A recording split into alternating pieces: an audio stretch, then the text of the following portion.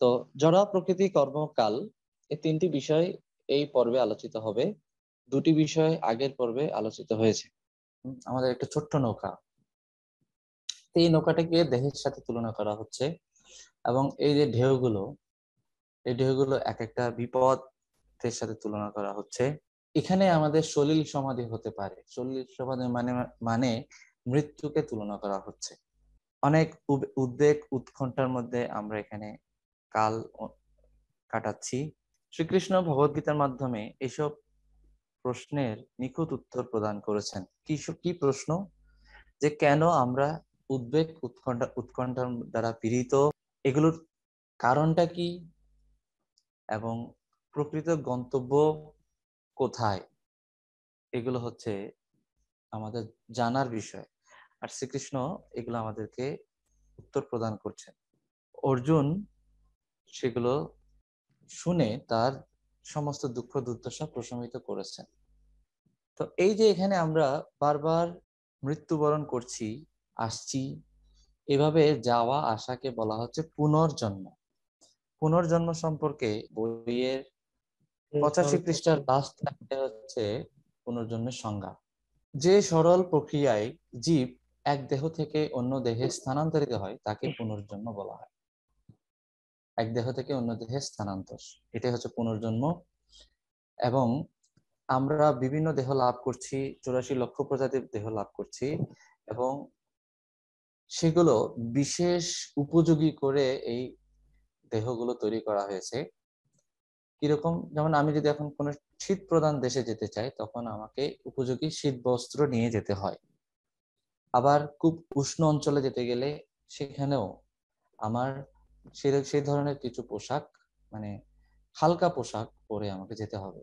ঠিক একইভাবে জীব যে ধরনের বাসনা করছে, সেই বাসনা পূরণ করার উপযোগী কিছু শরীর তাকে দেওয়া হয়।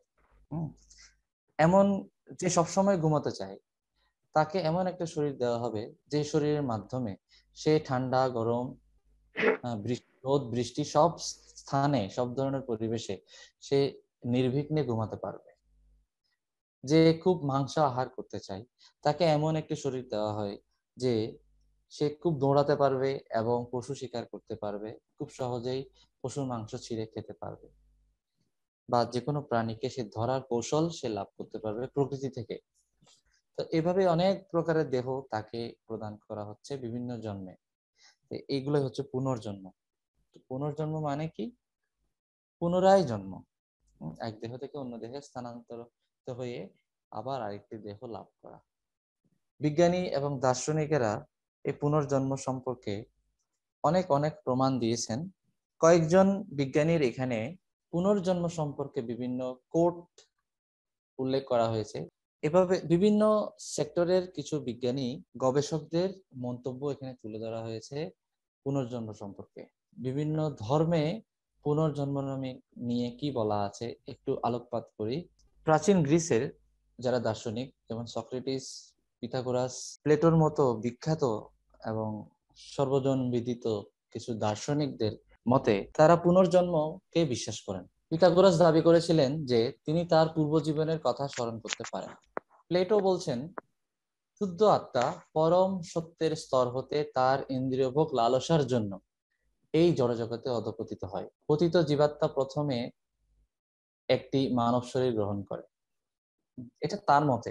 পতিত জীবাত্মা তিনি যে মানব শরীর গ্রহণ করবেন এরকম কোনো বাধ্যবাধকতা নেই, তিনি অন্য অন্য শরীরও ধারণ করতে পারেন, এটা তার মতে মানব শরীর।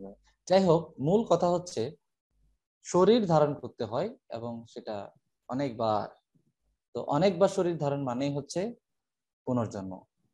এরপর ইহুদি ধর্মে আমরা যদি আলোকপাত করি, এখানে পুনর্জন্ম সম্পর্কে অসংখ্য ইনফরমেশন আছে। যেমন আমি একটা লাইন পড়ি, মূল কাবালার পাঠ্যাংশের একটি জোহারে বলা হয়েছে আত্মা সমূহকে অবশ্যই সেই পরম বস্তু তত্ত্বে ফিরে যেতে হবে যেখান থেকে তার উদ্ভব হয়েছে, কিন্তু সেটি করতে হলে তাদেরকে সকল সদ্গুণাবলী বিকশিত করে পূর্ণতা লাভ করতে হবে, যে গুণাবলী তাদের সকলের মধ্যেই প্রতীত রয়েছে। যদি তারা এক জন্মের মধ্যে শর্ত পূরণ করতে না পারে, তাহলে তাদেরকে অপর একটি আরেকটি এরকম আরো শরীরে জন্মগ্রহণ করতে দেওয়া হবে, যতদিন না তারা সেই যোগ্যতার মানে উন্নীত হচ্ছে, যা ভগবানের সঙ্গে পুনর্মিলনের জন্য উপযোগী। কথাগুলো আপনারা নিশ্চয়ই বুঝতে পারছেন। হ্যাঁ, আমাদেরকে আমাদের যে গুণ, যেগুলো ভগবানের গুণ, সেগুলো সেই গুণ আমাদেরও আছে, কারণ আমরা গুণগতভাবে এক। তো সেই গুণগুলো বিকশিত করতে হবে, এবং সেটা যদি এক জন্মে সম্ভব না হয় তাহলে অনেক জন্ম নিতে হবে। যতদিন পর্যন্ত সেই গুণগুলো একটা নির্দিষ্ট মাত্রায় বিকশিত না হচ্ছে ততদিন পর্যন্ত জন্মগ্রহণ করতে হবে। এটা সনাতনী শাস্ত্র হিসেবে ঠিক আছে কথাটা। কিন্তু চৈতন্য মহাপ্রভু তিনি এত দয়ালু, তিনি এই জন্মেই সমস্ত গুণ বিকশিত করার মতো শক্তিশালী পন্থা আমাদেরকে দিয়েছেন, সেটা হচ্ছে হরে কৃষ্ণ মহামন্ত্র। হরে কৃষ্ণ মহামন্ত্র কেউ যদি জপ করে তাহলে নিশ্চিত রূপে সে এই জন্মেই, এবং সেটা অবশ্যই সিনসিয়ারলি করতে হবে, তাহলে নিশ্চিত রূপে সে এই জন্মেই ভগবদ্ধামে ফিরে যাবে, এতে কোনো সন্দেহ নেই। এভাবে খ্রিস্ট ধর্মেও আছে, ইসলাম ধর্মেও আছে। ইসলাম ধর্মে কোরআনে কিছু কিছু কথা আছে যেগুলোতে পুনর্জন্মের আভাস পাওয়া যায়। কোরআনে বলা হয়েছে, তোমরা ছিলে মৃত, তিনিই তোমাদিগকে জীবন দান করিয়াছেন, তিনিই তোমাদের মৃত্যু ঘটাইবেন এবং পুনরায় তোমাদিগকে জীবন দান করিবেন, এবং পরিশেষে তিনি তোমাদিগকে তার নিজের নিকটে গ্রহণ করিবেন। পুনরায় পুনরায় পুনরায়, তো বিষয়টা পুনরায় মানে হচ্ছে পুনর্জন্ম। পুনর্জন্ম শব্দের অর্থই তো হচ্ছে পুনরায় জন্ম, পুনরায় জীবন দান, তার মানে কি আবার জীবন, আবার জন্ম হবে। বিশেষ করে সুফি সাধকেরা তো এটা এক বাক্যে স্বীকার করেন যে পুনর্জন্ম রয়েছে। জালালউদ্দিন রুমি, তিনি একজন বিখ্যাত সুফি সাধক এবং কবিও। তার একটা কবিতা এখানে তুলে ধরা হয়েছে, যেখানে তিনি দেখিয়েছেন প্রথমে তার জন্ম হয়েছিল খনিজ জীবাণু দেহে, অর্থাৎ একদম সূক্ষ্ম কীটপতঙ্গের দেহে, বা এর চেয়ে আরো ছোট আণবিক দেহে। তারপরে তার জন্ম হয়েছে, সেই দেহ যখন বিলীন হয়ে গেল তখন সে দেখতে পেল তার জন্ম হলো উদ্ভিদে বা বৃক্ষ রূপে। তারপর তার পশু দেহ লাভ হলো, চার পাওয়ালা পশু। সেই দেহ মৃত্যুর আঘাতে চলে গেল। তারপর লাভ হলো মানব শরীর। তারপর কি সৌভাগ্য মোর লভিল মানব তনু। এই বাকি লাইনগুলো সব মানব শরীরে মহিমা গিয়ে তিনি লিখেছেন। তাহলে তিনি শুরু করেছেন প্রত্যেকে খনিজ জীবাণু দেহ, তারপর উদ্ভিদ, তারপরে চতুষ্পদ, তারপর মানব শরীর। এই শরীর এতই সুন্দর, দুর্লভ এবং যোগ্য। কিসের জন্য যোগ্য? ঈশ্বরের সাথে সাক্ষাৎ করার যোগ্য এই শরীর। তো মৃত্যু নিয়ে ভয় কিসের? কারণ মৃত্যু আমাকে তো সম্পূর্ণ নাশ করতে পারছে না, শুধু আমার দেহের নাশ ঘটাবে, কিন্তু আমার আত্মা, আমি যে আত্মা, সেটা তো কখনো মরবে না। সেটা এক ভবন থেকে নতুন আরেক ভবনে গমনাগমন করবে। এর জন্য তিনি লিখেছেন, মৃত্যু কেনই বা হইব ভীত, মৃত্যু যেন জরাজীর্ণ ভগ্ন গৃহ ছাড়ি এক নতুন ভবনে প্রবেশের আবাহন, ছেদ নেই এই অমরে জীবনে। তো এটা, এই যে আমাদের জীবন, এখানে কোনোটাতেই বিনাশ বা একেবারে ডেস্ট্রয়েড হয়ে যাবে এরকম কিছুই নেই। আমাদের শরীরটা নাশ হয় কিন্তু আত্মা অবিনশ্বর। তো আত্মা অবিনশ্বর এই কথাটা বিশ্বাস করলে পুনর্জন্ম আছে এই কথাটাও বিশ্বাস করতে হবে, কারণ এটা হচ্ছে একটা মুদ্রার এপিঠ ওপিঠের মতো। এরপরে সনাতন ধর্মে তো বলাই বাহুল্য, সনাতন ধর্মে পুনর্জন্মের প্রভূত উদাহরণ রেফারেন্স আছে। এখানে বলা হচ্ছে 84 লক্ষ প্রজাতির জন্ম করতে করতে আমরা মানব জন্ম পেয়েছি। এই মানব জন্মের যদি আমরা অপব্যবহার করি তখন আবার 84 লক্ষ প্রজাতি ভ্রমণ করার জন্য সিরিয়াল ধরতে হবে। এই সিরিয়াল একদিন দুদিনের সিরিয়াল না, এটা অনেক কল্পের সিরিয়াল।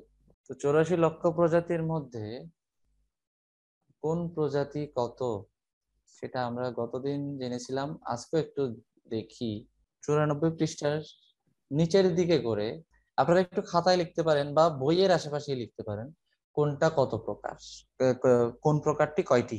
জলজা নবলক্ষানি, অর্থাৎ জলজ প্রাণী আছে 9 লক্ষ। স্থাবরা লক্ষ বিংশতি, স্থাবর প্রজাতি আছে 20 লক্ষ। জলজ তাহলে জলজ লিখে আপনারা লিখুন 9 লক্ষ। স্থাবর, স্থাবর বলতে যা নড়াচড়া করতে পারে না, অর্থাৎ বৃক্ষ, লতা, গুল্ম, পাহাড়, পর্বত, এগুলো হচ্ছে সব স্থাবর। পাহাড় পর্বতও কিন্তু প্রাণী এবং এদের জন্ম বৃদ্ধি হয়, যেমন গিরি গোবর্ধন, ওনাদেরও ক্ষয় আর জন্ম বৃদ্ধি হয়। হয়তো আমাদের মতো এত স্বল্প আয়ুতে হয় না, অনেক অনেক বেশি আয়ু তাদের, হাজার হাজার বা লক্ষ লক্ষ বছর পর্যন্ত এদের আয়ু। ক্রিময় রুদ্র সংখ্যা, রুদ্র সংখ্যক, রুদ্র মানে 11, 11 জন রুদ্র আছেন, তো রুদ্র 11 লক্ষ। ক্রিময়, ক্রিময় মানে কৃমি কীট পতঙ্গ, সরীসৃপ। ক্রিময় মানে আছে যেগুলো বুকে ভর দিয়ে হাঁটে, কীট পতঙ্গ, এরা হচ্ছেন 11 লক্ষ। পক্ষী আছে 10 লক্ষ, পাখি, বিভিন্ন ধরনের পাখি, এরকম প্রজাতি আছে 10। পশব ত্রিংশ লক্ষানি, পশব মানে পশু, পশু আছে 30 লক্ষ। চতুর লক্ষানি মানুষা, এবং 4 লক্ষ প্রজাতির মানুষ আছে, 4 লক্ষ প্রজাতির। কিন্তু বিজ্ঞানীরা কি বলবে, জীব প্রজাতির মধ্যে মানুষ হচ্ছে এক ক্যাটাগরি, কিন্তু আসলে না, মানুষ 4 লক্ষ ক্যাটাগরির আছে। তো চিন্তা করে দেখুন, কিছু আছে কালো, কিছু আছে সাদা, কিছু আছে বামন, এভাবে 4 লক্ষ প্রজাতির মানুষ, এভাবে 84 লক্ষ প্রজাতির শরীর রয়েছে, চেতনার স্তর রয়েছে, যেগুলোতে আমরা ভ্রমণ করে বেড়াচ্ছি, অবশেষে মানব দেহ লাভ করি। এই মানব দেহের যদি আমরা সঠিক উপযোগ না ঘটাই, তখন আবার সেই 84 লক্ষ প্রজাতিতে ঘুরপাক খাওয়ার জন্য লাইন ধরতে হয়। তো সনাতন ধর্মে এভাবে ডিটেলস আকারে দেওয়া আছে। 89 পৃষ্ঠায় চলে আসুন, 89। আত্মার দেহান্তরের বিজ্ঞান ভিত্তিক প্রমাণ। এবার আপনাদেরকে আমি একটা কেস স্টাডি দেখাবো, যে কেস স্টাডিটা করেছেন ডক্টর স্টিভেনসন। যদিও তার 2000-এরও বেশি গবেষণা আছে, বিভিন্ন অঞ্চল থেকে জন্মান্তরের প্রায় 2000-এর বেশি বিভিন্ন বয়সের মানুষের কেস হিস্ট্রি লিপিবদ্ধ করেছেন, যারা তাদের পূর্ব জন্মের কথা স্মরণ করতে পারে, এবং তার অভ্রান্ত প্রমাণও তারা রেখেছে। এরকম একটা কেস হিস্ট্রি লেখা হয়েছে, যেটা বাংলা অনুবাদ এখানে দেওয়া হয়েছে। শুক্লার কাহিনী। শুক্লা ছোটবেলায় সে একটা বালিশ নিত, বালিশটাকে দোলনায় দোল দিত। শুক্লা পশ্চিমবঙ্গের কম্পা গ্রামের এক রেলকর্মীর মেয়ে। সে কেবল তার মেয়ের কথা, মিনুর কথাই বলতো না, মিনুর বাবা অর্থাৎ তার স্বামীর কথাও বলতো। অবশ্য তার নাম সে বলেনি, কারণ হিন্দু স্ত্রী স্বামীর নাম উচ্চারণ করে না। সে তার গত জন্মের 2টি ভাইয়ের কথাও বলতো, খেতু এবং কানাই। সে বলেছিল এরা সবাই ভাটপাড়ায় রথতলাতে থাকতো। এভাবে সে বিভিন্ন বর্ণনা দিচ্ছে, এবং তার শ্বশুর শাশুড়ির কথা বলতে থাকে, তার তার 2টো ভাই ছিল, তাদেরও কথা বলতে থাকে। এমনকি তাকে যখন তার আগের জন্মের শ্বশুর বাড়িতে নিয়ে যাওয়া হয়েছিল, সেই শ্বশুর শাশুড়িকে দেখে, শাশুড়ি মা, ঠাকুরপো, তারপর স্বামী, মেয়েকে দেখে সবাইকে সে চিনতে পেরেছে, এবং সে নিজেই বলে দিচ্ছে যে এটা আমার শাশুড়ি, এটা আমার দেবর, এটা আমার স্বামী, এটা আমার মেয়ে। ওখানে প্রায় আরো 20-30 জন মানুষ ছিল, সে সবাইকে চিনতে পেরেছে। তারপর তাকে জিজ্ঞেস করে, তুমি কি তোমার স্বামীকে দেখাতে পারো? তখন সে, তার স্বামীর নাম ছিল হরিজন চক্রবর্তী, তখন সে স্বামীকে দেখিয়ে বলল, হ্যাঁ এটাই আমার স্বামী। তখন সবাই বলছে, হ্যাঁ, যে মারা গেছে উনি হচ্ছেন সে তার স্বামী। শুক্লার আগের জন্মের নাম ছিল মনা। সবাই বলছে এটাই হচ্ছে মনার স্বামী। তার স্বামী কি রেসিপি পছন্দ করতো সেটাও সে বলে দিচ্ছে। তার স্বামী প্রিয় খাবার হচ্ছে গলদা চিংড়ি, সেটাও সে বলে দিচ্ছে। এবং আগের জন্মের স্বামীকে দেখে তার তার সামনে সে স্ত্রীর মতো করেই আচরণ করতে লাগলো। যদিও তার 5 বছর বয়স, কিন্তু তার আগের জন্মের যে স্ত্রীত্ব, সে সেটা বজায় রেখেছে। সে স্বামী, সে উচ্ছিষ্ট উচ্ছিষ্ট খেত না অন্য কারো থাল থেকে, কিন্তু ওই হরিধন চক্রবর্তী অর্থাৎ তার আগের জন্মের স্বামীর থাল থেকে সে উচ্ছিষ্ট দিলে সেটা খেত, কিন্তু অন্য থালা থেকে। এভাবে বিভিন্ন ভাবে চেক করা হয়েছে যে তার ইনফরমেশন গুলোর প্রামাণিকতা কেমন। তো এগুলো থেকেই এবং আশেপাশের মানুষগুলোর স্বীকারোক্তি থেকে তখন সিদ্ধান্ত হলো যে শুক্লা হলো একজন জাতিস্বর। হরে কৃষ্ণ প্রভু, জাতিস্বর মিন্স যে আগের পূর্বজন্মের কথা স্মরণ করতে পারে। হ্যাঁ, এখানেও আরেকটা জাতিস্বরের ছবি দেওয়া হয়েছে, মঞ্জু, তার আগের জন্মের ছবি আছে, এটাও সেম কাহিনী। বাংলাদেশেও আমি 2008 কি 9 সালের দিকে একটা সমকালে একটা জাতিস্বরের একটা কাহিনী পড়েছিলাম। তিনিও এভাবে পূর্বজন্মের কিছু ঘটনা বলছেন এবং এগুলো সব মিলে যাচ্ছে। পুনর্জন্ম বা জন্মান্তর সত্য, এটা কোনো কাল্পনিক বা হিন্দু মতবাদ না, এটা আসলে প্রামাণিক এবং বিজ্ঞানসম্মত একটা বিষয়। এটা কোনো মতবাদই না, আর হিন্দু মতবাদ হওয়ার তো কোনো প্রশ্নই আসে না। এই পুনর্জন্ম জানলে কি সুবিধা, না জানলে কি অসুবিধা? আপনারাই বলুন তো, পুনর্জন্ম জানলে কি কি সুবিধা হবে? আমরা পরবর্তীতে কোথায় যাব সেটা জানা যাবে। আমরা পরবর্তীতে কোথায় যাচ্ছি তা বোঝা যাবে। আর কে কি বলবেন? আমরা আমাদের কাজ কাজ সম্পর্কে সচেতন হব, মানে যেহেতু পুনর্জন্ম আছে। ইয়েস, যদি আপনি জানেন যে আপনার এরপর শাস্তি বা পুরস্কারের ব্যবস্থা আছে, তাহলে আপনি সিনসিয়ার থাকবেন আপনার বর্তমান কাজে। যদি আপনাকে বলা হয় এই ক্লাসের পরে কোনো পরীক্ষা নেই, তাহলে আপনি ক্লাস ঠিক মতো করবেন না। তো জানলে সুবিধা হলো যে আমরা আমাদের কর্ম সম্পর্কে সচেতন থাকবো। আমি কিন্তু এই যে পুনর্জন্ম, এই পুনর্জন্মটা আমাদের কর্মকে প্রভাবিত করে। আমি কিন্তু একটা শিফট করছি আরেকটা টপিকের দিকে, কর্ম। হ্যাঁ, এতক্ষণ প্রকৃতি নিয়ে আরো কথাবার্তা হবে, আমি কর্মের সাথে এটা কি কানেকশনটা কোথায় সেটা দেখাচ্ছি। আমরা যখন পুনর্জন্ম সম্পর্কে জানি, তখন আমাদের কর্মটা খুব সুন্দর এবং আমরা কর্ম করার দিকে খুব সচেতন থাকি, যাতে করে আমার দ্বারা কোনো ধরনের পাপ কর্ম হয়ে না যায়, এবং পূর্ণ কর্মের দিকে আমরা আহ বেশি সজাগ থাকি, সচেষ্ট হই। এতে করে সমাজে অপরাধ কমে যাবে। কেন ওয়েস্টার্ন কান্ট্রি গুলোতে অপরাধ প্রবণতা বেশি?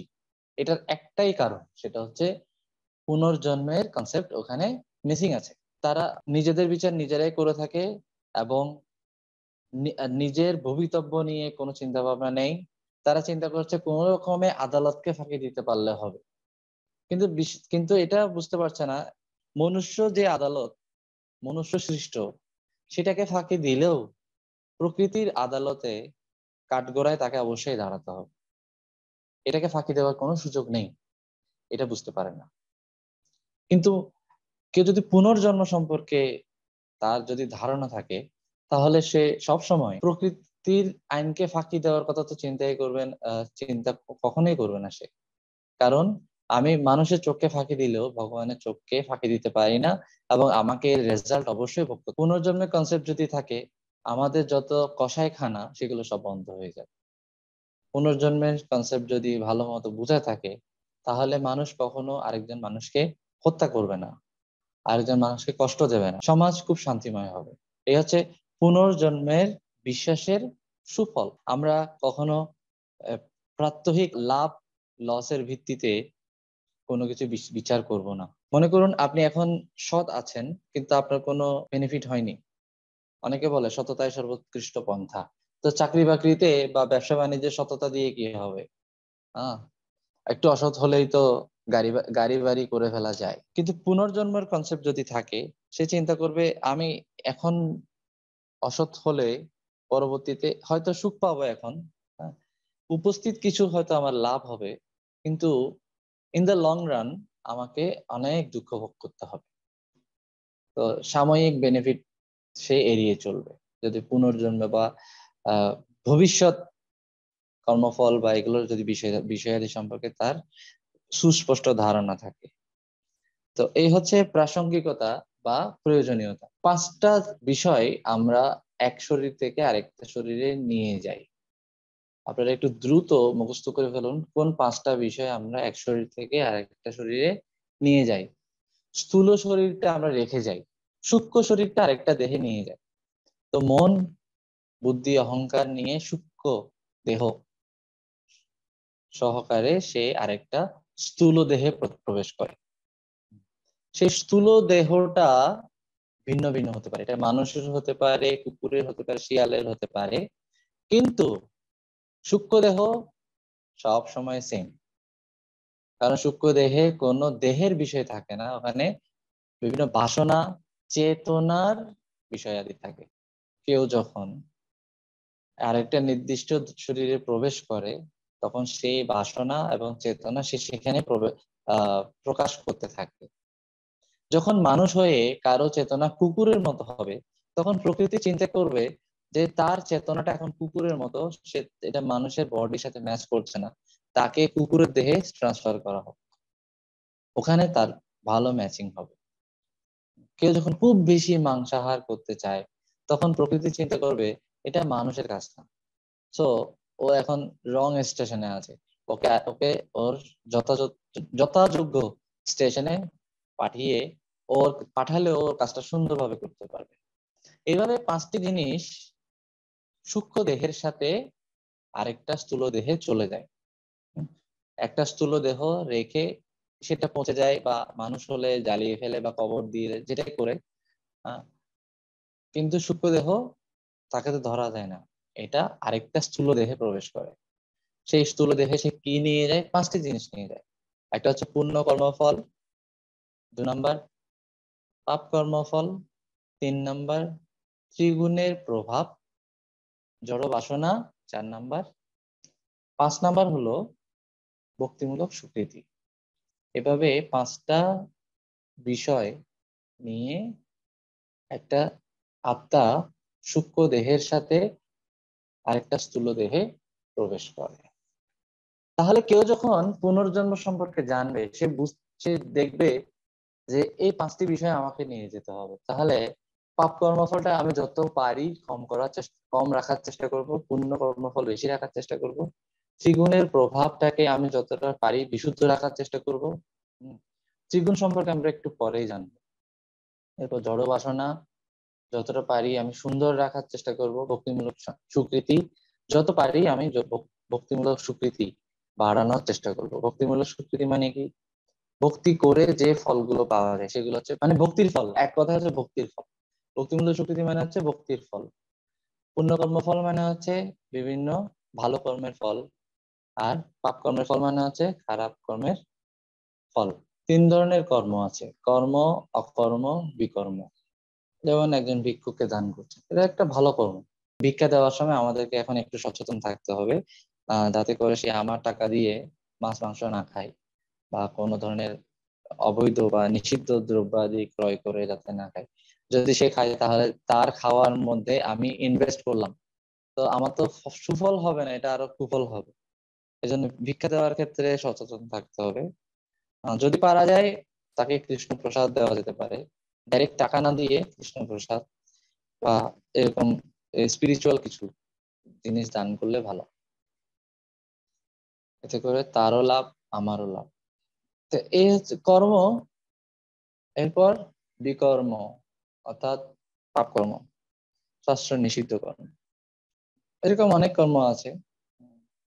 প্রাণী হত্যা, এটা হচ্ছে জঘন্য ধরনের পাপ কর্ম। জীব হত্যা মহাপাপ। এরপরে হচ্ছে অকর্ম। অকর্ম মানে ভক্তিমূলক স্বীকৃতি, কিছুক্ষণ আগে যেটা বলেছি। তো এই 3টা তো আমাদের সাথে যায় পরবর্তী জন্মে পরবর্তী দেহে। এছাড়াও আরো 2টি বস্তু যায়। কি 2টি? ত্রিগুণের প্রভাব এবং জড় বাসনা, এই 2টি যাবে। তাহলে এই মোট 5টি বিষয় যাবে। পঞ্চম অর্থাৎ ভক্তিমূলক স্বীকৃতি বা সেবা কর্ম আত্মাকে সমস্ত কর্মফল গুণ প্রভাব জড় বন্ধন থেকে মুক্ত করে ভগবত ধামে নীত করে, যেখানে তিনি সরাসরি ভগবানের সঙ্গে নিত্য লীলাবিলাসে অংশগ্রহণ করতে পারেন, যা দিব্যমধুর ও পরমানন্দময়। ভক্তিমূলক স্বীকৃতি আমাদেরকে ভগবানের কাছে নিয়ে যায়। একটু আগে আপনারা একটা ছবি দেখেছেন, এই যে ভক্তিমূলক স্বীকৃতি, ভগবত সেবা বা ভগবানের ভক্তের সেবা, দুটোই ভক্তিমূলক স্বীকৃতি। কিন্তু এগুলো থাকা সত্ত্বেও, এগুলো জানার পরেও একজন ব্যক্তি বিভিন্ন অজুহাতে যদি পুনর্জন্মের কনসেপ্টটাকে কারণ বাদ কেন দিতে চায়? স্বাভাবিকভাবে পুনর্জন্ম থাকলেই মনে একটা ভয় কাজ করে, পুনর্জন্ম ভীতি যদি কনসেপ্টটা যদি বিশ্বাস করি। তো অনেকে যারা এই ভয়টা পেতে চায় না, তখন তারা কি বিভিন্ন অজুহাতে এই পুনর্জন্মের কনসেপ্টটাকে বাদ করে দিতে চায়। তো তাদেরকে কিসের সাথে তুলনা করা হয়েছে? তাদেরকে একটা ছাগলের সাথে তুলনা করা হয়েছে, কসাইখানাতে বেঁধে রাখা ছাগলের সাথে। এই যে দেখুন, একটা ছাগল কসাইখানাতে, সে দেখতে পাচ্ছে তার পাশে অনেকগুলো মাংস, অনেকগুলো ছাগল কেটে কেটে ঝুলিয়ে রাখা হয়েছে, কিন্তু তার কোনো এখানে বোধশোধ নেই। সে নির্বিঘ্নে সেই ছাগল ঘাস খেয়ে যাচ্ছে উম, মনের সুখে। তো পুনর্জন্মের কনসেপ্ট যদি কেউ যারা এড়িয়ে যেতে চায়, তাদেরকে এইরকম ছাগলের সাথেই তুলনা করা যেতে পারে। যারা সব বুঝে শুনেও না, আমি ঠিকই পাপকর্ম করবো, আহ, আমার এই জগৎ থেকে বের হওয়ার কোনো দরকার নেই, কিন্তু কিছুক্ষণ পর যখন তাকে কাটতে নিয়ে যাওয়া হবে তখনই তার স্বপ্ন ভেঙে যাবে। হ্যাঁ, মৃত্যু যখন এসে ঠিকই আবার আরেকটা দেহে ঢুকিয়ে দেবে, তখনই সে বুঝতে পারবে আসলে পুনর্জন্ম বলতে কিছু আছে। তো ভক্তরা কিভাবে পুনর্জন্ম সম্পর্কে জানেন? ভক্তরা শাস্ত্র থেকে জানতে পারেন। 93 পৃষ্ঠায় আসুন। কৃষ্ণ ভাবনামৃত আন্দোলনের সদস্যগণ অবশ্য এই ধরনের পরীক্ষা নিরীক্ষার উপর নির্ভরশীল নন। তারা শাস্ত্র থেকেই জেনে নেবে। তাদের উপলব্ধির পন্থা ভিন্ন। আপনি আগে না দেখা একটি জটিল যন্ত্র দেখে তার কার্যকলাপ পর্যবেক্ষণ করে কিভাবে সেটি কাজ করছে তা বোঝার চেষ্টা করতে পারেন। মনে করুন একটা মেশিন, সেটা অনেক জটিল একটা মেশিন, সেটা আপনি নিজে পরীক্ষা নিরীক্ষা করে সেটা কিভাবে কাজ করছে দেখে নিতে পারেন, কিন্তু অনেক সময় লেগে যাবে। বেস্ট হবে ওই যন্ত্রটি যে ডিজাইন করেছে তার কাছ থেকে জেনে নেওয়া।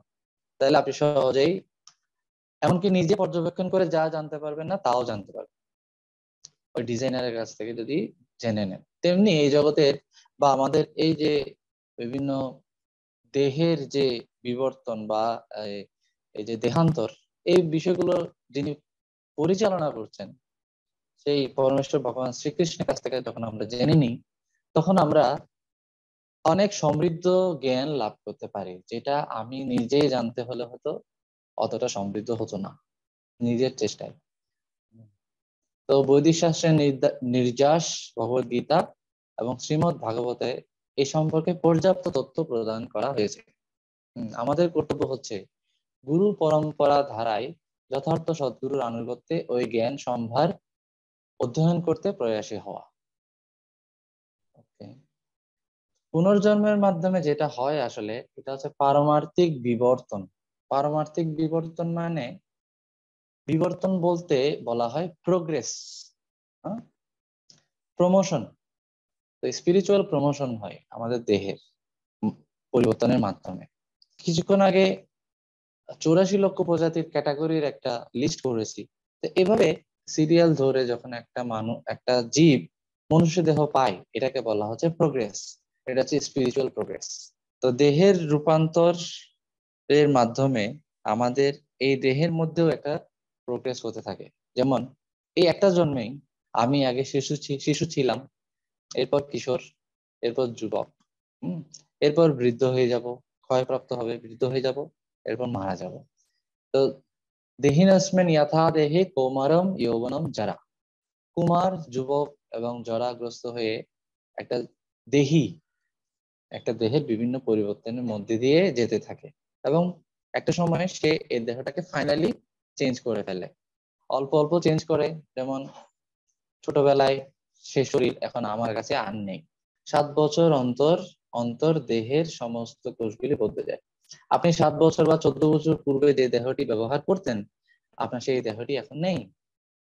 তো এইভাবে যখন ছোটবেলার দেহ আমার কাছে নেই, এক সময় দেখা যাবে কি এই দেহটি আমার কাছে আর নেই, আরেকটি দেহ চলে এসছে ফাইনালি, যদি আমি ভগবানের কাছে ফিরে না না যেয়ে থাকি, তাহলে আমাকে আরেকটা দেহ পেতে হবে। তো এই যে পরিবর্তন, এভাবে পরিবর্তন করতে করতে, এটা হচ্ছে পারমার্থিক বিবর্তন। এটাকে অনেকটা চাঁদের কলা পরিবর্তনের মতো বলা যায়। চাঁদের প্রথমা, দ্বিতীয়া, তৃতীয়া, চতুর্থী, পঞ্চমী, এভাবে করতে করতে অমাবস্যা আসে, আবার প্রথমা, দ্বিতীয় করতে করতে আবার পূর্ণিমা আসে। কিন্তু পূর্ণিমা অমাবস্যা আসতে থাকলেও চাঁদ একবার ভরে একবার খালি হয়। হ্যাঁ, চাঁদ যেরকম বাড়তে থাকে আবার ক্ষয়প্রাপ্ত হতে থাকে, মানুষেরও সেরকম। মানুষ আস্তে আস্তে আস্তে আস্তে বড় হয়, আবার আস্তে আস্তে আস্তে আস্তে আস্তে তার ক্ষয় পেতে থাকে এবং মৃত্যুর দিকে চলে যায়। একসময় অমাবস্যার মতো অদৃশ্য হয়ে যায় চাঁদ। কিন্তু তার মানে এই না চাঁদ নেই, চাঁদ আছে। তো তার মানে এই না আত্মা নেই। আত্মা আরেকটা দেহে যাওয়ার জন্য প্রস্তুতি নিচ্ছে। তো চাঁদের কলার পরিবর্তন হলেও চাঁদের কোনো পরিবর্তন হয় না। একইভাবে দেহের পরিবর্তন হলেও দেহি বা আত্মার কোনো পরিবর্তন হয় না। আত্মা থাকে অবিনশ্বর, অপরিবর্তনীয়। কিন্তু দেহাত্ম বুদ্ধির ফলে আমরা নিজেদেরকে দেহের সাথে একীভূত করে ফেলি। আমি মনে করি কি, আমি এই দেহ, এটা আমার অঞ্চল, এটা আমার পরিবার, আমি এই কোম্পানির মালিক, আমি বাংলাদেশি অথবা আমি আমেরিকান, ভারতীয়, আমি পশু, আমি উদ্ভিদ। এভাবে দেহের সাথে আমি নিজেকে মিলিয়ে ফেলাকে বলা হয় দেহাত্ম বুদ্ধি। তো বিবর্তনের পূর্ণাঙ্গ জ্ঞান, একটু আগে আমরা যে লিস্টটা করেছি, এটাই হচ্ছে আসলে বিবর্তনের একটা বিশদ লিস্ট। ব্রহ্মবিবর্ত পুরাণে এটা উল্লেখ আছে। এখানে বলা হচ্ছে, ক্রমবিকাশের ক্রমিক পর্যায়ে 84 লক্ষ যোনি ভ্রমণ করার পর জীব মনুষ্য দেহ লাভ করে। এত দুর্লভ মনুষ্য জন্ম পেয়েও গণ্যমূর্খ ব্যক্তিরা শ্রী গোবিন্দের চরণ যুগলের আশ্রয় গ্রহণ না করে তা হেলায় নষ্ট করে। পরা কারণম অনাশ্রিত্য গোবিন্দ চরণদ্বয়ম। অনাশ্রিত্য, আশ্রয় না নিয়ে, পরাকারণম অনাশ্রিত্য গোবিন্দ চরণদ্বয়ম, গোবিন্দের চরণ যুগলের আশ্রয় না নিয়ে অনাশ্রিত্য তারা এই মনুষ্য জন্মটাকে হেলায় নষ্ট করে দেয়। বিজ্ঞানীরাও বিশ্বাস করে যে বিভিন্ন প্রজাতির জীব রয়েছে, কিন্তু তাদের যে প্রজাতির সংজ্ঞা আর আমাদের যে প্রজাতির সংজ্ঞা তার মধ্যে একটু পার্থক্য আছে। কি পার্থক্য? বিজ্ঞানীরা প্রজাতি বলতে যা ধারণা করেন তার সঙ্গে শাস্ত্রোক্ত 84 লক্ষ যোনি বা প্রজাতির পার্থক্য রয়েছে। বিজ্ঞানীরা প্রজাতি শব্দের দ্বারা কেবল কোনো নির্দিষ্ট ধরনের জীব শরীরের বাহ্যিক চেহারা বা কেবল স্থূল অঙ্গ কাঠামোগত বৈশিষ্ট্যকে বোঝান। বৈদিক শাস্ত্রে এই বিষয়টি নির্ধারণ করা হয় জীবের চেতনার স্তরের ভিত্তিতে। দৃষ্টান্ত স্বরূপ, জীববিজ্ঞানীদের মত অনুসারে মানুষ কেবল একটি প্রজাতি, কিন্তু বৈদিক শাস্ত্র অনুসারে 4 লক্ষ প্রজাতির মানুষ রয়েছে। তো বিজ্ঞানীরা যদি বলে মানুষ প্রজাতি কয়টি, ওরা বলবে একটি, কিন্তু শাস্ত্র বলছে 4 লক্ষ প্রজাতির। তাহলে এটা কিসের ভিত্তিতে? চেতনার স্তরের ভিত্তিতে। অন্য কথায়, চেতনার বিভিন্ন স্তর অনুসারে 4 লক্ষ পর্যায়ক্রমের মানুষ রয়েছে। ওকে, আমরা বুঝতে পারলাম এই ক্যাটাগরিটা হচ্ছে চেতনা অনুসারে। চেতনা অনুসারে ভিন্ন ভিন্ন দেহ প্রকৃতি দান করে থাকে। এই চেতনাটা সত্য রজ তমর বিভিন্ন সমন্বয়ের এবং ক্রিয়া প্রতিক্রিয়ার মাধ্যমে হয়ে থাকে। যেমন একটা শহরে দেখুন অনেক রকমের ভাষা আছে, ছোট ভাষা, বড় ভাষা, আবার দেখুন এগুলোও কিন্তু ভাষা। সামর্থ্য অনুসারে, মূল্য দেওয়ার ক্ষমতা অনুসারে, এটাও কিন্তু একটা থাকার জায়গা, এটাও আবাস, এগুলোও কিন্তু একটা আবাস। অনেক বড় বড় মূল্য দেওয়ার ক্ষমতা অনুসারে এগুলো দেওয়া হয়েছে। কত হাইফাই বিল্ডিং। তাহলে বাসা ভাড়ার এই যে দৃষ্টান্তটা, এটা থেকে আমরা কি বুঝতে পারলাম?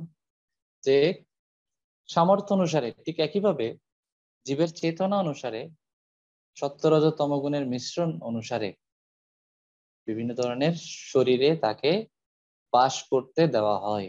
এজন্য কি করতে হবে? যদি একটা ভালোবাসা পেতে চাই, ভালোবাসা পেতে চাইলে যা করতে হবে সেটা হচ্ছে ভালো কাজ করতে হবে এবং ভগবানের সেবা করতে হবে।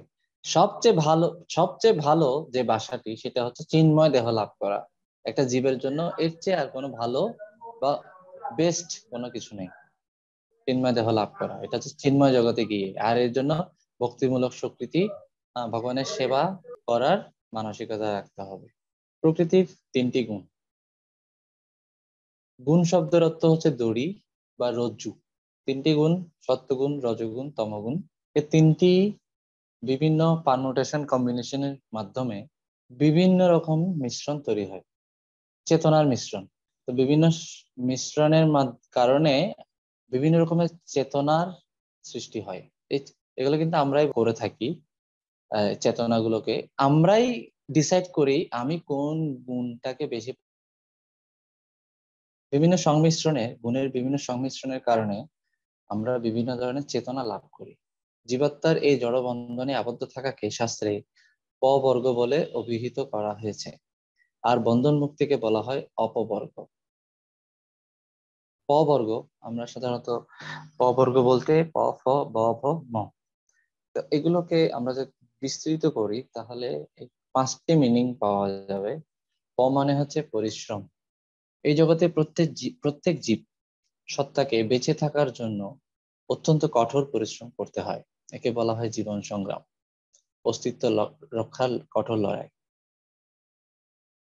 ফ, ফেনা। যখন একটি ঘোড়াকে কঠোর পরিশ্রম করানো হয় তখন একটি ভারী মাল বোঝাই গাড়ি টানানো,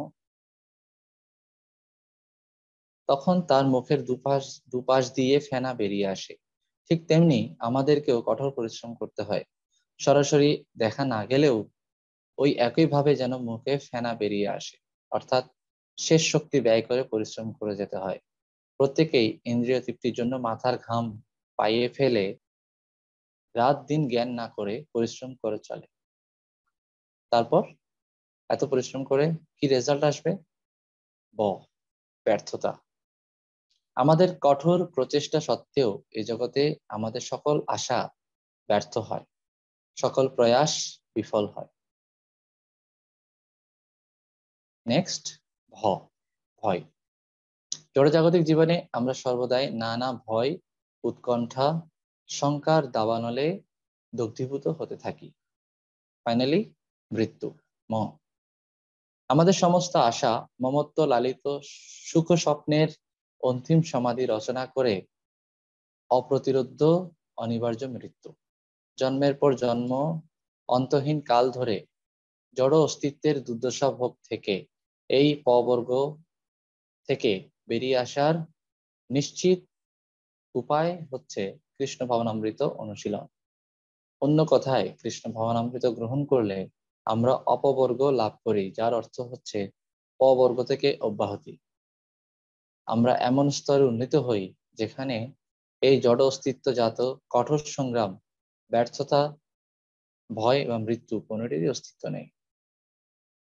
এই পবর্গ জড় অস্তিত্ব থেকে সৃষ্টি হয়, মানে এই জড় জগতের জড়ীয় পরিবেশ থেকে এই পবর্গ আসে।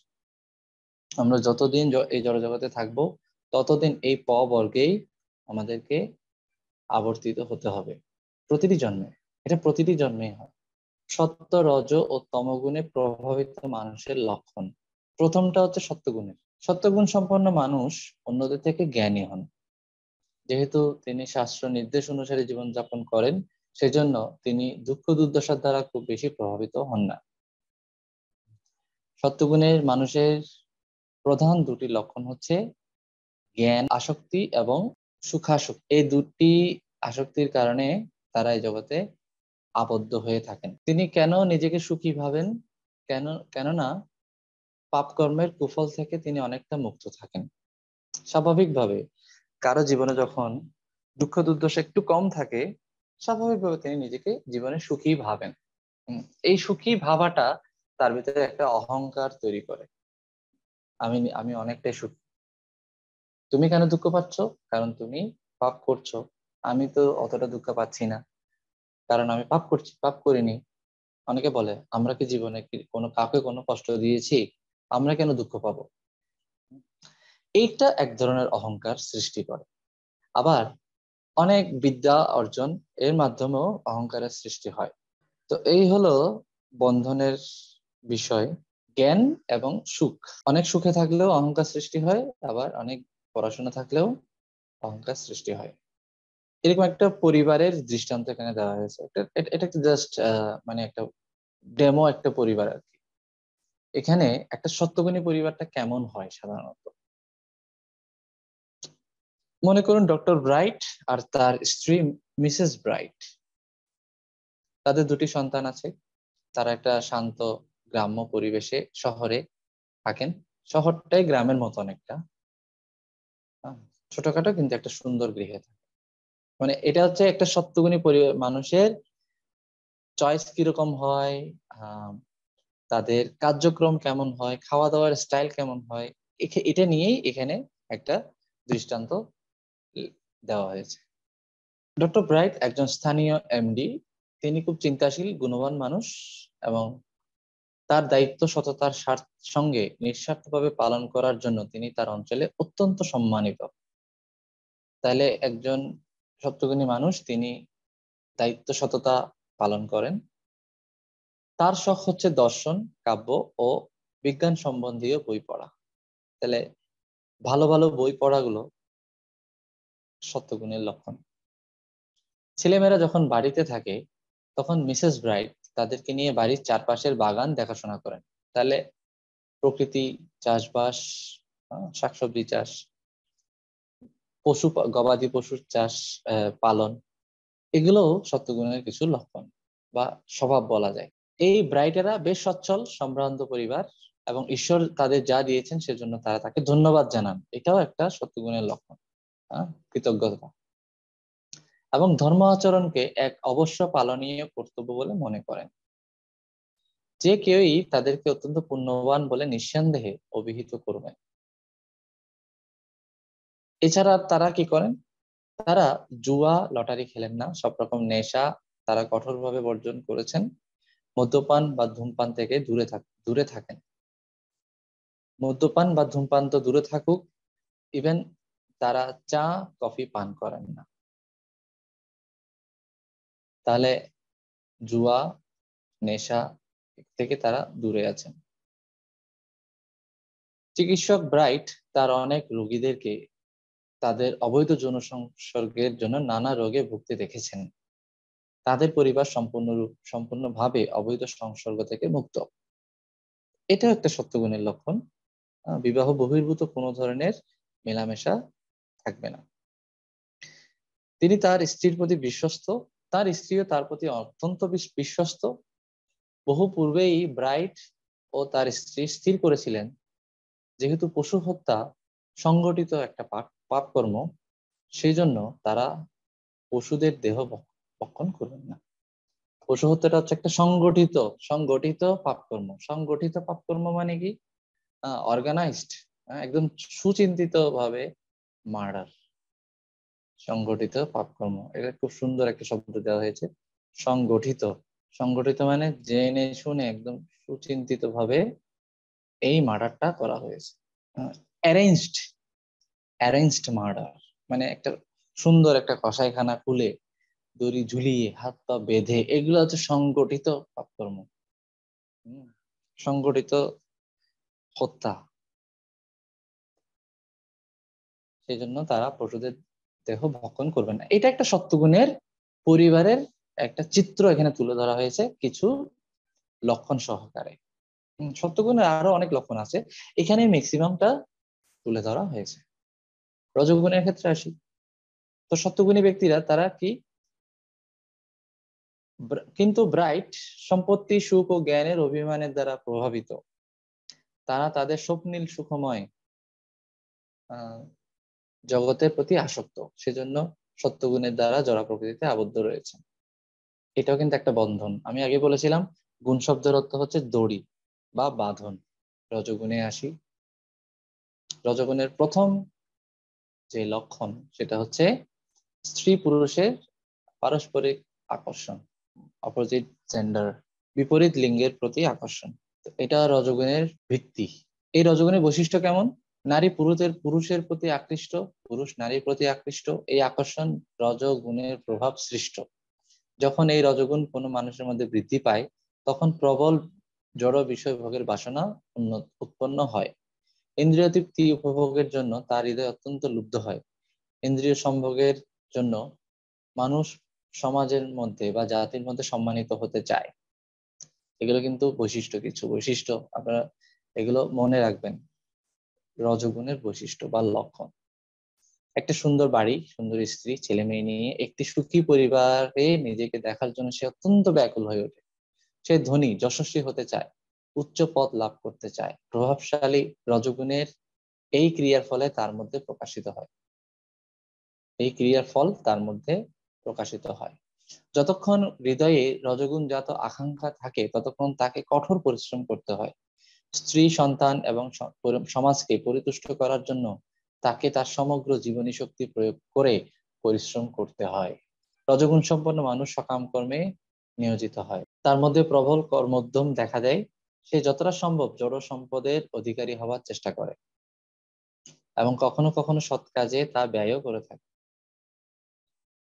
জড় সম্পদ লাভ করার জন্য সে অনেক চেষ্টা করে, আবার সৎ কাজে ব্যয় করে থাকে, এবং ম্যাক্সিমাম ক্ষেত্রে সেই সৎ কাজের ব্যয়ের উদ্দেশ্য হলো যশ বা খ্যাতি। তারা একটা সমাজে বিভিন্ন ধরনের দাতব্য কেন্দ্র খুলে দিতে পারে, চিকিৎসালয় খুলে দিতে পারে, দান করতে পারে, শীতবস্ত্র দান করতে পারে। এগুলো সবকিছু ম্যাক্সিমাম ক্ষেত্রে, সবার না, আবার ম্যাক্সিমাম ক্ষেত্রে মানুষের উদ্দেশ্য থাকে ক্যামেরা বন্দী হওয়া, মানুষের হৃদয়ে জায়গা করে নেওয়া। এটা বিভিন্ন কারণে সে জায়গাটা তারা করে নিতে চায়। বেশিরভাগ ক্ষেত্রে জনপ্রিয়তা বা ভোট বা নেতা হওয়ার জন্য এই কাজটা বেশিরভাগ ক্ষেত্রে মানুষ করে থাকে। সবাই না, কিছু কিছু মানুষ নিঃস্বার্থভাবে করে, কিন্তু ম্যাক্সিমাম মানুষ ভোটে জেতার জন্য, জনপ্রিয়তা, কোন একটা পদে দাঁড়ানোর জন্য এই সমস্ত কাজগুলো করে থাকে। এই রজগুণের কারণে বড় বড় অট্টালিকা তৈরি হচ্ছে, বিশাল বিশাল শহর তৈরি হচ্ছে, এবং অনেক বড় বড় মিল ফ্যাক্টরি তৈরি হচ্ছে, দ্রুতগতির যানবাহন তৈরি হচ্ছে, এবং বিধ্বংসী অস্ত্রশস্ত্র তৈরি হচ্ছে এই রজগুণের কারণে। এই কারণে বর্তমান সমাজটা আমরা বলতে পারি রজ তমগুণের ভিত্তিতে প্রতিষ্ঠিত, বিশেষ করে রজগুণের ভিত্তিতে। কিন্তু বৈদিক সভ্যতা ছিল সত্যগুণের ভিত্তিতে। এখানেও একটা এরকম পরিবারের দেওয়া হয়েছে। আগেরটা ছিল ব্রাইট পরিবার, আর এবারেরটা হচ্ছে স্মিথ পরিবার। হ্যাঁ, এখানে ল্যারি স্মিথ, তিনি হচ্ছেন স্বামী। তিনি প্রতিদিন দ্রুত সকালে খাবার খেয়ে যানবাহনে লটকে বা ঝুলে যেভাবে হোক অফিসে চলে যান। সে তাকে সারাদিন যক্ষি ঝামেলা পোহাতে হয়। তিনি এত কষ্ট করেন কেন? যাতে করে সে বিলাসিতার সঙ্গে জীবন কাটাতে পারে। সে কিছু টাকা জমিয়েছে, তা দিয়ে স্টক মার্কেটে, শেয়ার মার্কেটে বিনিয়োগ করেছে। কিছু কিছু এখানে বলা হচ্ছে রহস্যময় কিছু ব্যবসা করে থাকেন। রহস্যময় ব্যবসা মানে কেউ জানে না আসলে টাকাটা কোত্থেকে আসে। তার দৃষ্টিতে মানি ইজ হানি, এটা হচ্ছে তার ফিলোসফি।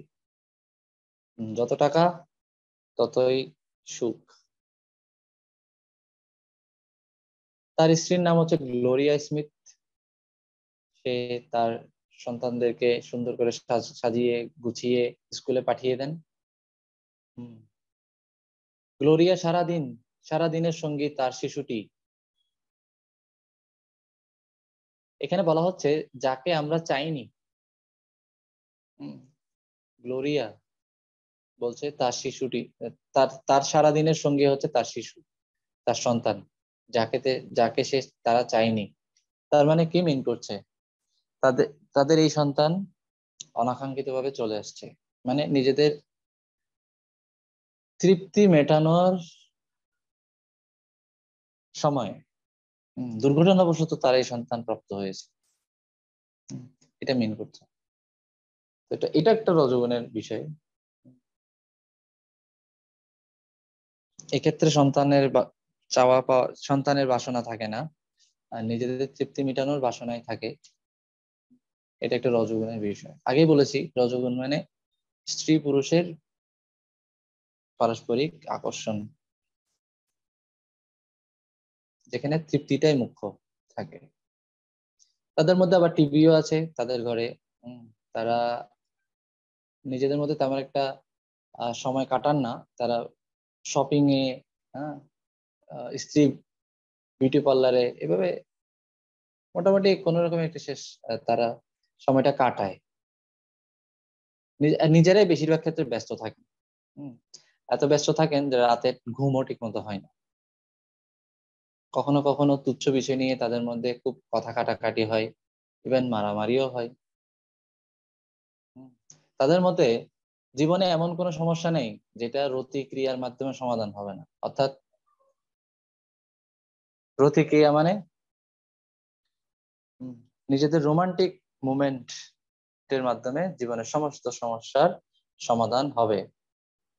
এটা হচ্ছে তাদের ফিলোসফি।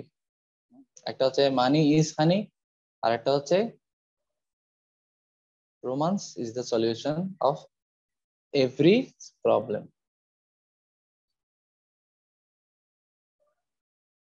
তারা আবার ধর্মকর্ম করে, গির্জায় যায়, যেটা জাস্ট একটা লোক দেখানো,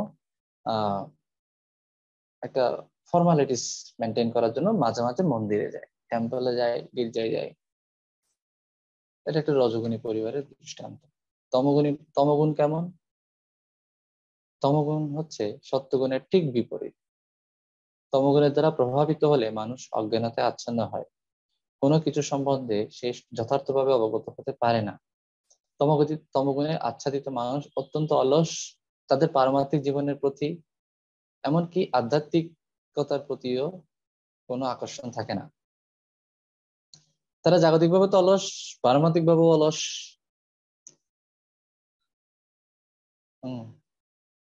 রজগুণ সম্পন্ন মানুষের মতো তামসিক মানুষেরা অত সক্রিয় নয়। প্রয়োজনের তুলনায় ঘুমানো তাদের অভ্যাস। 6 ঘন্টা ঘুমালে যথেষ্ট, অথচ তমভাবাপন্ন মানুষেরা 10-12 ঘন্টা ঘুমিয়ে থাকে। বিশেষত এরা কখনোই ভোরে শয্যা ত্যাগ করতে পারে না, সকাল 8টা-9টা অবধি ঘুমায়। তম আচ্ছন্ন মানুষকে হতাশ ও বিষণ্ণ মনে হয় এবং সাধারণত এরা মাদকাসক্ত হয়ে থাকে। চা, কফি, ধূমপান থেকে শুরু করে যাবতীয় নেশায় তারা আসক্ত থাকে। নেশার দাসত্ব থেকে বেরিয়ে আসার মানসিক বল তারা হারিয়ে ফেলে। একে তো শরীরে কোনো বল নেই, নেশাসক্ত হয়ে মনের বলটাও হারিয়েছে। এবং তারা জানে smoking is injurious to health, প্যাকেটেও লেখা থাকে, কিন্তু এতটাই বিবশ তা থেকে তারা বেরিয়ে আসার মতো যথেষ্ট মেন্টাল স্ট্রেংথ তাদের কাছে নেই। এরা পচা, বাসি, দুর্গন্ধযুক্ত দ্রব্য আহার করতে ভালোবাসে। পচা, বাসি, দুর্গন্ধযুক্ত দ্রব্য স্বাভাবিকভাবে, যেমন বছরের প্রথম দিনই তো আমরা শুরু করে দিই বাসি খাবার দিয়ে। এই কালচার যে কোত্থেকে এসছে? ফান্তাবাদের সাথে বল ইলিশ মাছ। বছরের প্রথম দিনই আমরা তমগুণ দিয়ে শুরু করে দিচ্ছি। এটা কোনো শাস্ত্রীয় কালচার নয়, বৈদিক কালচার তো নয়। কোত্থেকে যে এলো? তমভাবাপন্ন মানুষ যা কিছু করুক তাতে নিজের বা অপরের কোনো কল্যাণ হয় না। সে তো নিজের মঙ্গল করতে পারে না, আরেকজনের মঙ্গল করবে কিভাবে? তমগুণের প্রভাবের দৃষ্টান্ত এখানে এখানে আরেক দম্পতির কথা আছে, জন ডাল, বেটি গাম্বেল। তারা বিয়ে করেনি, নিউ ইয়র্ক শহরে একটা অপরিচ্ছন্ন সস্তা কামরার মধ্যে একসঙ্গে থাকে, লিভিং টুগেদার। তার বিয়ে শাদী করার দরকার নেই, একসাথে থাকো যতদিন ভালো লাগে, তুমি আমাকে যতদিন স্যাটিসফাই করতে পারো, আমি তোমাকে যতদিন স্যাটিসফাই করতে পারি থাকি। স্যাটিসফাই করতে না পারলে তুমি আরেকজনকে নিয়ে একসাইড হয়ে যাবে, আমি আরেকজনকে নিয়ে একসাইড হয়ে যাবো, শেষ। এরকম একজন অ্যাক্ট্রেস বা অভিনেত্রী ছিল যে 25 বার বিয়ে করেছে, এবং সবচেয়ে হাস্যকর বিষয় হচ্ছে 25 বারের মধ্যে 4 বারই সে একই জনকে বিয়ে করেছে। তো এরকম দেখা যায় কি বিয়ের কোনো নির্দিষ্ট ঠিক ঠিকানা নেই, বিয়ে করলে তো করলো, না করলেও অসুবিধা নেই, আর করলেও তা আবার কতদিন লাস্টিং করবে সে নিজেও জানে না, মানুষ তার আত্মীয় স্বজন মা বাবা তো জানেই না। আর মা বাবা এক্ষেত্রে একদম উদাসীন, ঠিক আছে তোর যা ভালো মনে হয় তা কর, যেভাবে খুশি সেভাবে কর। তো জন কি করে? ও নেশা বিক্রি করে, নেশা জাতীয় দ্রব্য। ধর্ম সম্বন্ধে তাদের মতামত হলো এর কোনো দরকার নেই, ধর্মের কোনো দরকার নেই, এর কোনো উপযোগিতা আমাদের জীবনে নেই। এটা হচ্ছে তাদের সিদ্ধান্ত। 10 থেকে 12 ঘন্টা ঘুমিয়ে কাটাই,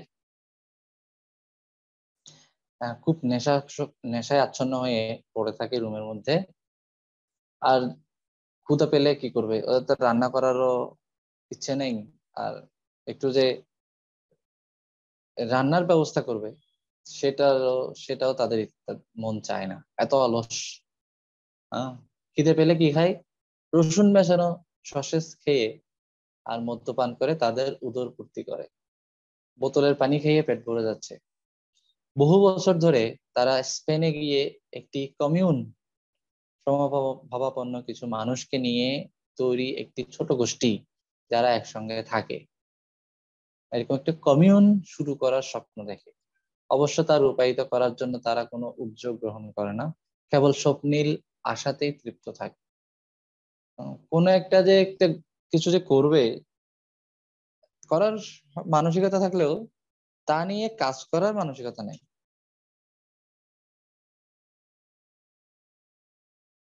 শুধু একটা স্বপ্নই তাদের, কিন্তু স্বপ্নের জন্য যে খাটতে হবে, স্বপ্ন দেখেই খুশি, স্বপ্ন পূরণে কোনো ইচ্ছা নেই, কার্যক্রম নেই। তো এরকম বিভিন্ন ধরনের স্বভাব বা আচরণ কেন?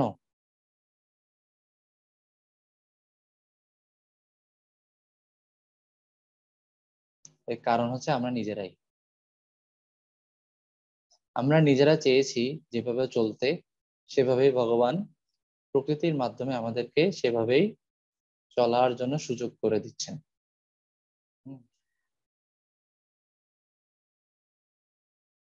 পূর্বে প্রদত্ত সত্যগুণের দৃষ্টান্তে ফিরে আসা যাক।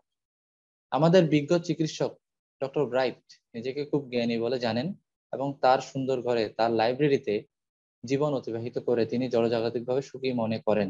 যদিও আপাত দৃষ্টিতে তার জীবন আনন্দময় মনে হয়, তার ধারণা সত্যি মনে হয়, কিন্তু বাস্তব চিত্রটি সম্পূর্ণ ভিন্ন। তিনি দেহাত্ম বুদ্ধিতে আচ্ছন্ন, জড়জাগতিক ভ্রান্ত ধারণায় প্রভাবিত, নিজের নশ্বর অস্থায়ী দেহটিকে তিনি আমি বলে মনে করেন, অথচ সেটি কিছু জড় উপাদানের সমন্বয়ে গঠিত জড়া প্রকৃতির একটি যন্ত্র মাত্র, যা অচিরেই বিশ্লিষ্ট হয়ে প্রকৃতির ভৌত উপাদানে মিশে যাবে। দেহাত্ম বুদ্ধিতে আচ্ছন্ন থাকায় তিনি মোহগ্রস্ত, অজ্ঞানতায় আচ্ছন্ন। তিনি নিজেকে ভাবছেন তিনি হচ্ছেন ডক্টর রাইট, একজন আমেরিকান মধ্যবয়স্ক, একজনের স্বামী, কারো পিতা, একজন সুশিক্ষিত ভদ্রলোক। তিনি এখনো সেই উপলব্ধি লাভ করতে পারেননি যে বাস্তবে তার ক্ষণস্থায়ী দেহটি তিনি নন, তিনি এমনকি মনও নন। তিনি শুদ্ধ চিন্ময় আত্মা, জীবাত্মা, ভগবান শ্রীকৃষ্ণের নিত্য দাস। যেহেতু তিনি নিজেকে দেহের সঙ্গে সম্পৃক্ত করে ফেলেন, এক অভিন্ন বলে ভাবেন, সেজন্য তিনি অবশ্যই ওই শরীরের নিয়ামক প্রকৃতির আইন বা নিয়মগুলির প্রভাবাধীন, বদ্ধ। সেই জন্য তিনি অবশ্যই জড়শরীরের সমস্যাগুলি, জন্ম মৃত্যু, জরা ব্যাধি দ্বারা পীড়িত হতে থাকবেন। এইগুলি থেকে তিনি অব্যাহতি পাবেন না। এই হচ্ছে সত্যগুণী ব্যক্তিটার গতি। তাইলে এবার রজতমগুণী তার আর কি বলার আছে? সত্যগুণের দ্বারা প্রভাবিত, আবদ্ধ হলে যদি এই পরিণতি হয়, তাহলে যারা নিম্নতর গুণাবলীর দ্বারা আবদ্ধ, তাদের কথা বলার কি আছে? স্মিথদের মতো যারা রজগুণে আচ্ছাদিত, তারা তাদের অন্তহীন বিষয় বাসনা, জড় ভোগ তৃষ্ণা এবং কর্ম প্রবণতার দ্বারা জড়া প্রকৃতিতে আবদ্ধ থাকে ও নিরন্তর জরা ব্যাধি মৃত্যুর দ্বারা ভঙ্গুর জড় শরীরে নিষ্পেষিত হতে থাকে। আমাদের প্রকৃত জীবন হচ্ছে চিন্ময়, এবং সেজন্য তা শাশ্বত, দিব্য, জ্ঞানময় ও আনন্দময়। সত্যগুণে প্রভাবিত হলে আমরা ওই শাশ্বত পারমার্থিক বাস্তবতার আভাস আমাদের জড় জ্ঞান ও জড় সুখের মধ্যে আস্বাদন করার চেষ্টা করি। এটা হচ্ছে সত্যগুণী ব্যক্তিরা জ্ঞান এবং সুখের মধ্যে পারমার্থিক বাস্তবতা আস্বাদন করার চেষ্টা করে। রজগুণী ব্যক্তিরা কি করে? কাম ও ধন সম্পদের মধ্যে তার চিন্ময় যে স্বভাব, সেটা আস্বাদন করার চেষ্টা করে। তমগুণী ব্যক্তি নিদ্রা, মাদকাসক্তি আসক্তির মধ্যে সেই সুখ। প্রকৃতপক্ষে আমরা সবাই সুখ খুঁজছি, কিন্তু সত্যগুণী ব্যক্তি জ্ঞান সুখের মাধ্যমে সেটা আস্বাদন করে। রজগুণী ব্যক্তি কামনা পূরণ এবং ধন সম্পদ অর্জনের মাধ্যমে সুখ আস্বাদন করে। তমগুণী ব্যক্তি ঘুমিয়ে আর নেশা দ্রব্যের মাধ্যমে বা বিভিন্ন আসক্তির মাধ্যমে, এখানে মাদক আসক্তি বলতে শুধু নেশা না, যে কোনো ধরনের আসক্তিকে বোঝানো হয়েছে। যেমন পর্নোগ্রাফি, পর্ন আসক্তি, এটা একটা আসক্তি।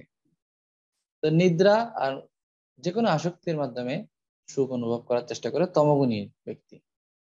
এইভাবে আমাদের জড়া প্রকৃতির গুণগুলির প্রভাবে উৎপন্ন দূষিত বাসনাগুলির প্রভাবে আমাদের শুদ্ধ চিন্ময় স্বরূপ এই জড়জগতে বিকৃত ভাবে প্রতিভাত হয়। স্বরূপ বিরূপ হয়ে গেছে এইভাবে গুণের কারণে।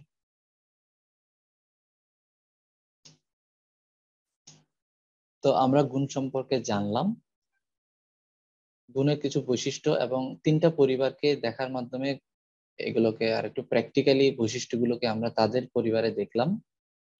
তা আমরা নিজেরাই ডিসাইড করব কি করব। তবে 3টি গুণের মধ্যে সত্ত্বগুণ বেস্ট, তবে এরও বন্ধন আছে। এর বন্ধন অহংকার সৃষ্টি করার মাধ্যমে হয়। অহংকার কিসের অহংকার? পাণ্ডিত্যের অহংকার, জ্ঞানের অহংকার।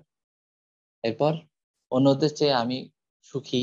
সুখী বলতে ওই ব্যক্তি কেন কষ্ট পাচ্ছে? নিশ্চয় যে পাপ করেছে। আমি কেন কষ্ট পাচ্ছি না? নিশ্চয় আমি পাপ করিনি। এটা একটা অহংকার। আমি অন্যদের চেয়ে কম কষ্ট পাই, আমার জীবনটা অন্যদের চেয়ে অনেক কম দুর্দশাপূর্ণ, এরকম ভাবাটাও একটা অহংকার। এটা সত্যগুণ থেকে আসে। তো এভাবে সে ওই পরিবেশটাকে ভালোবেসে ফেলে, সে একটা শান্ত পরিবেশকে ভালোবেসে ফেলে। এইভাবে পড়াশোনার প্রতি সে খুব আসক্ত থাকে এবং সেই পড়াশোনাটা মাধ্যমে সে অহংকার প্রকাশ করতে থাকে। তো তাকেও একইভাবে জড়শরীরে আসতে হয় এবং জন্ম মৃত্যু জরা ব্যাধি ভোগ করতে হয়। এটা থেকে সে বের হতে পারে না। এটা একটা বন্ধন। আজকের ক্লাস আমি এখানে সমাপ্ত করব।